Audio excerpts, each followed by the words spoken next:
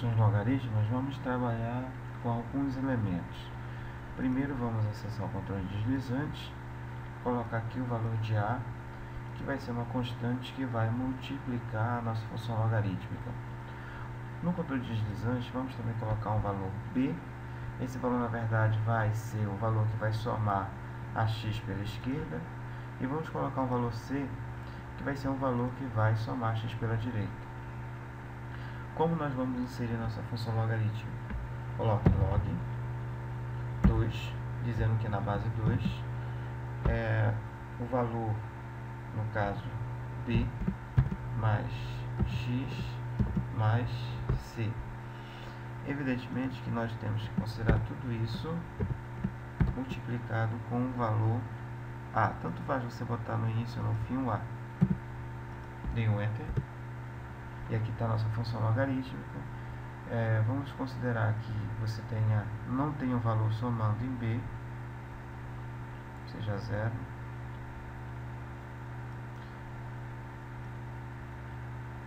E não tem um valor somando em C, seja 0.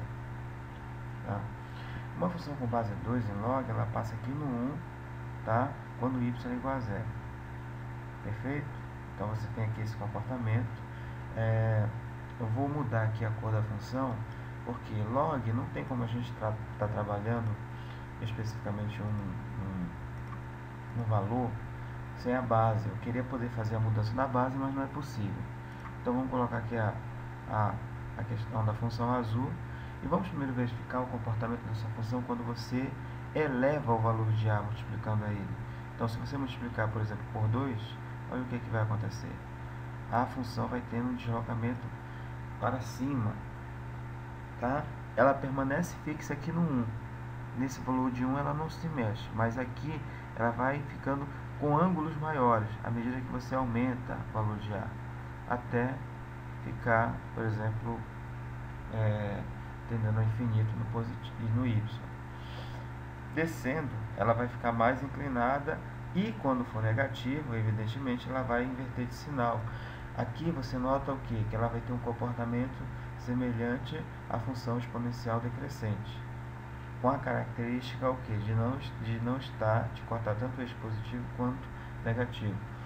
Então, elementarmente, a função logarítmica, como vocês estão vendo com as alterações que estamos fazendo, o domínio dela pertence apenas ao que? Ao valor positivo dos reais, ok? Então o domínio dela é esse. Já a imagem dela se aplica em todos os reais. Então aqui você verifica como se dá a mudança dessa função ao pegar um valor multiplicando por A. Bem, quanto ao B, se você diminuir pela esquerda um valor, olha o que acontece com a função, ela se desloca para frente. Se você somar, ela se desloca para trás. Então vamos botar aqui no 0.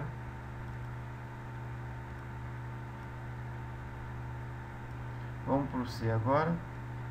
Ó, o C, se você somar pela esquerda um valor, ela se desloca para trás.